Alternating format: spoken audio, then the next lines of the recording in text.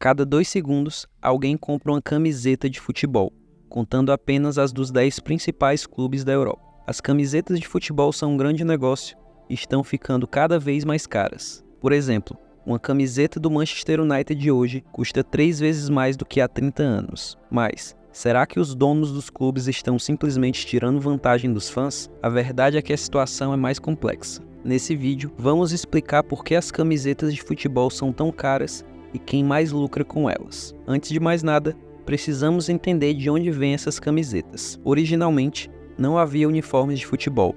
No meio do século XIX, quando o futebol começou a se popularizar, os jogadores usavam o que tinham à mão e as equipes eram diferenciadas por chapéus ou lenços coloridos. O primeiro registro de cores vem das regras do Sheffield FC, o clube de futebol mais antigo do mundo, em 1857, que exigia que seus jogadores usassem um chapéu flanelado vermelho e azul escuro.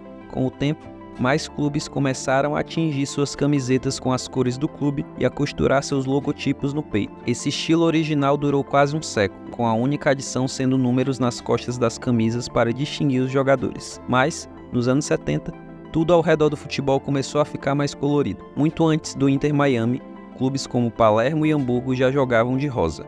Nessa época, também surgiu uma mudança significativa, o patrocínio nas camisetas.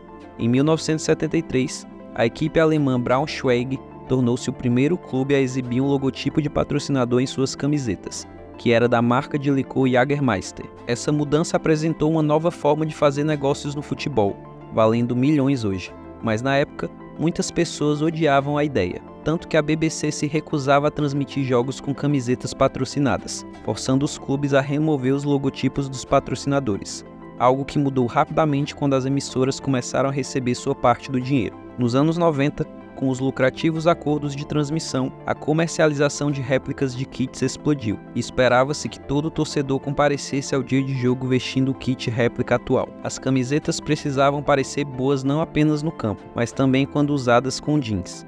Hoje, as camisetas de futebol são moda, itens colecionáveis com significado cultural e uma fonte de receita significativa para os clubes. Os maiores acordos de equipamentos com Adidas e Nike trazem milhões em dinheiro para clubes como Manchester United e Liverpool todos os anos. E todo esse dinheiro vem de algum lugar, os fãs. Mas isso levanta uma questão. Os clubes e marcas estão aumentando os preços sempre que podem? Para entender isso, precisamos considerar a inflação. Uma camiseta de futebol hoje custa, de fato, cerca de 3 vezes mais do que há 30 anos. Mas considerando a inflação, 30 euros naquela época seriam cerca de 70 euros no dinheiro de hoje, que é mais ou menos o que se paga por uma camisa réplica. Isso não significa que 70 euros por uma camiseta de futebol seja barato, mas não é verdade que já existia um tempo melhor para os preços de camisetas de futebol.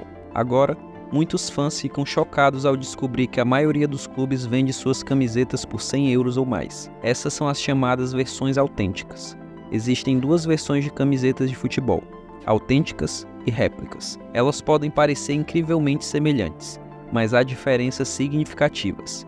As camisetas autênticas são usadas pelos jogadores em campo, enquanto as réplicas são a opção mais barata produzida para os fãs usarem em casa. A diferença está principalmente na tecnologia e materiais. Uma camiseta autêntica é focada no desempenho. As marcas estão sempre procurando maneiras de tornar suas camisetas mais respiráveis, leves e confortáveis para os jogadores em campo. O objetivo final dessas camisetas não é apenas parecer bom, mas melhorar o desempenho do jogador. Elas são projetadas para manter os jogadores frescos e calmos, geralmente apresentando algum tipo de tecido de alta qualidade que os mantém o mais confortável possível durante o jogo. As camisetas réplicas, por outro lado, são focadas no conforto. Elas podem não ser tão aerodinâmicas quanto as camisetas autênticas dos jogadores, mas oferecem um ajuste muito mais relaxado, ideal para o fã de futebol do dia a dia, especialmente se você não é fã de roupas justas. Por muito tempo, a única versão disponível para os fãs comprarem era a réplica.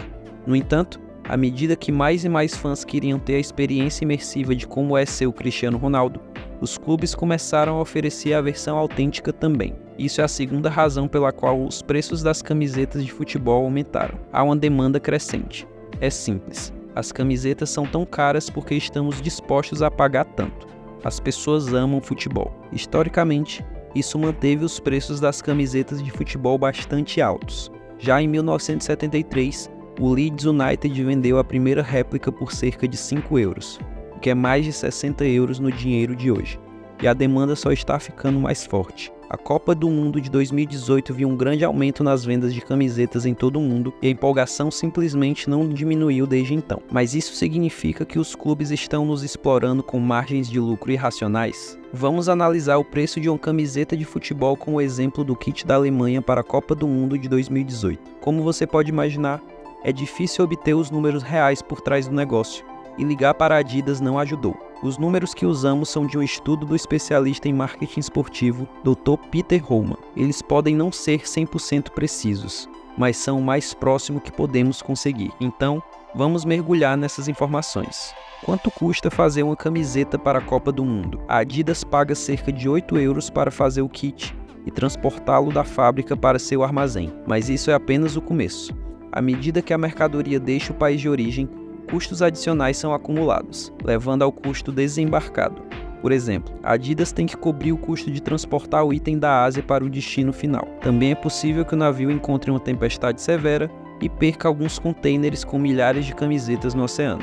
Portanto, a marca deve pagar por um seguro para cobrir quaisquer circunstâncias imprevistas, assim como você compra um seguro de viagem com seu bilhete de avião. Quando as camisetas finalmente chegam ao porto de destino, a remessa é avaliada para impostos alfandegários. Neste ponto, o custo de fábrica se transformou em custo mais seguro, mais frete, mais impostos alfandegários. No nosso exemplo, isso é 8,60 euros. A Adidas, no entanto, vende por 90 euros. Sem contexto, esses números parecem obscenos.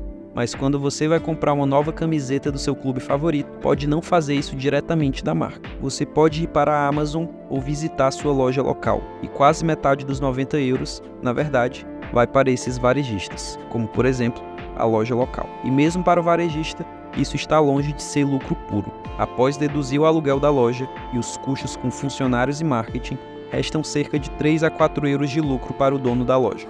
Voltando ao preço geral da camiseta de 90 euros, ainda temos que considerar impostos de cerca de 20%. Então, a Adidas gasta dinheiro em marketing, como sessões de fotos e comerciais para promover a camiseta. Além disso, vem os custos de distribuição. Por exemplo, administrar um departamento de vendas que atende aos proprietários de lojas que compram a camisa da Adidas. A Federação Alemã também quer sua parte. A Adidas paga cerca de 5 euros por camiseta à federação pelos direitos de produzir e vender o kit oficial da seleção nacional. Quando você deduz todos esses custos do preço de varejo total de 90 euros, a Adidas fica com cerca de 17 euros por camiseta. Isso ainda é uma margem alta, mas não é como algumas manchetes tentam fazer você acreditar. Não é como se a Adidas estivesse fazendo as camisetas por 8 euros, vendendo por 10 vezes o valor e mantendo o restante como lucro. No nosso exemplo, a Adidas ficou com a maioria das camisetas da Alemanha de qualquer maneira. Os fãs estavam mais interessados nas camisetas da Coreia do Sul. Caras ou não, estamos gastando muito mais em camisetas de futebol do que em uma camiseta comum ou até mesmo em uma camiseta funcional. E não apenas nas versões mais novas. As camisetas retrô muitas vezes custam mais hoje do que há 40 anos. Colecionar camisetas réplicas e usadas em partidas se tornou um negócio sério, com camisetas raras usadas em jogos sendo vendidas por centenas e até milhares de euros. Portanto, a maior margem com camisetas de futebol é realmente feita no eBay e não na Adidas.com. O interesse em camisetas de futebol nunca foi tão alto, também é alimentado pela cultura da internet em blogs dedicados e subreddits, pois as camisetas de futebol são muito mais do que apenas uma peça de roupa. Elas nos lembram de momentos, amigos e experiências. Assim como a Adidas, uma outra gigante dos materiais esportivos é a Nike. Clique no vídeo que está passando agora na sua tela para saber mais sobre a história da Nike. E não deixe de se inscrever no Clube dos Negócios para mais histórias sobre o mundo das marcas e empresas que movem o nosso mundo. Até o próximo vídeo.